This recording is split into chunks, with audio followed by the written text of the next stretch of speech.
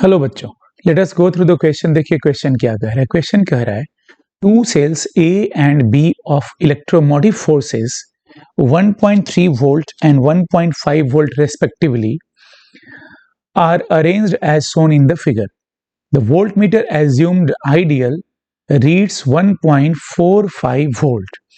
The internal resistances of the cells A and B are RA and RB respectively. Which of the following is correct? तो बच्चों इसमें देखा जाए तो voltmeter ideal दिया है बच्चों, इसका मतलब इधर करंट कभी नहीं जाएगा। तो वोल्टमीटर में करंट जीरो होगा बच्चों। जब वोल्टमीटर में करंट जीरो होगा बच्चों, तो ये करंट, ये वाली करंट अगर मैं आई मान लेता हूं तो ये वाला भी आई होगा और ये करंट भी आई होगा और ये ऐसे चला जाएगा current. End of course at that time ये सारे आपस में सीरीज में हो जाएंगे, बिकॉज हमें इधर तो करंट देना ही नहीं है, जाना ही नहीं, तो एक ही लूप बन रहा है और एक लूप में सारे एलिमेंट हमेशा सीरीज में होते हैं ना। अगर नोटिस किया जाए बच्चों तो पोलरिटी अगर देखा जाए ध्यान से तो इन दोनों की पोलरिटी निगेटिव है, आई मीन अपोजिट ऑर्डर में है। कैसे? This is negative positive and this is positive negative, मतलब polarity of B and polarity of A दोनों अपोजिट ऑर्डर में है।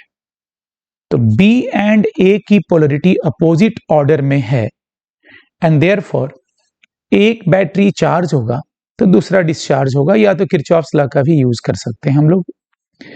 तो पोटेंशियल ड्रॉप अगर मैं इस पॉइंट को P मान लेता हूं बच्चों और इसको Q मान लेता हूं, then potential drop between P and Q, Vp minus Vq, which will be reading of voltmeter 1.45 volt, will be equal to E2 minus IR2 and also equal to E1 plus IR1।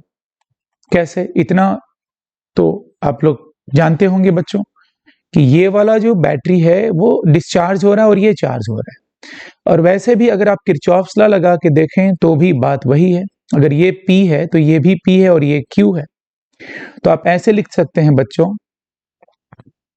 Vp, ऐसे अगर हम P से Q जा रहे हैं, from P to Q, तो Vp P से चलते हैं, Vp P से चलते हैं और Q के तरफ जा रहे हैं, दैट इज इधर मूव कर रहे हैं। तो Vp हाई टू लो को निगेटिव ले रहे हैं E2, ठीक है। And this is once again, देखिए ध्यान से बच्चों, ये हाई से लो है, हाई से low that is positive plate से निगेटिव प्लेट, तो माइनस E2। और इसमें करंट ऐसे है तो we are moving from once again low to high, because current हमेशा फ्लो करते हैं हाई पोटेंशियल से लो पोटेंशियल। मतलब ये वाली पॉइंट हाई पर होगी और ये लो पे होगी, तो लो टू हाई को प्लस लेना पड़ेगा, that is plus of I R B लिख सकते हैं। R2 मैंने लिखा जानबूझ के, E2 लिखा है इसलिए। तो E2 R2 is equals to VQ।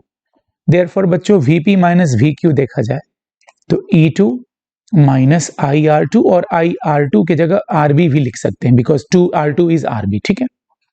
Similarly अगर मैं यहां से यहां मूव करूं बच्चों P से Q, तो भी बात वही है, it will be E1 plus IR1।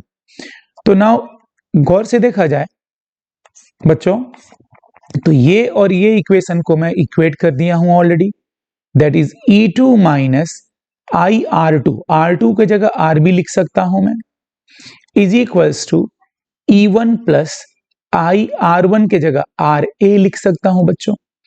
Now E2 की वैल्यू अगर देखा जाए क्वेश्चन में तो दिस इज 1.5, R2 का वैल्यू बच्चों नहीं पता, दैट इज RB का value, E1 is known to us, that is 1.3 plus IRB।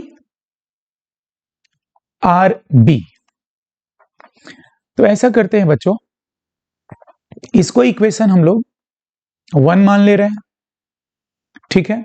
Now this is also equal to, बच्चों देखा जाए, this is also equal to 1.45। तो आप इसको और इसको इक्वेट कर दो केवल, तो at that time 1.5 minus IRB is equals to 1.45. Therefore, the value of IRB is equals to 1.5 minus 1.45, that is equal to 0.05. Equation number 2 मान लो इसे बच्चों। Now we can equate these two, इन दोनों को equate कर रहा हूं तो I can write 1.3 plus IRB also is equals to 1.45, and therefore the value of IRB is equals to 1.45 minus 1.30, and this is equal to 0.15. Now divide equation number 2 and 3. 2 and 3 को divide कर देते हैं बच्चों, तो we have RB over RA, RB over RA, this is RA बच्चों, this is RA, RA। तो IB over RA, यहां पर RA लिखा है बच्चों, तो ये RA ही होगा। तो RB over RA is equal to 0.05 upon 0.15 is 1/3, and therefore RA is equals to 3RB is the right answer for this question, and option number RA is equals to 2 is the right choice for this question बच्चों। Hope आप लोग समझ गए होंगे। Thank you very much बच्चों।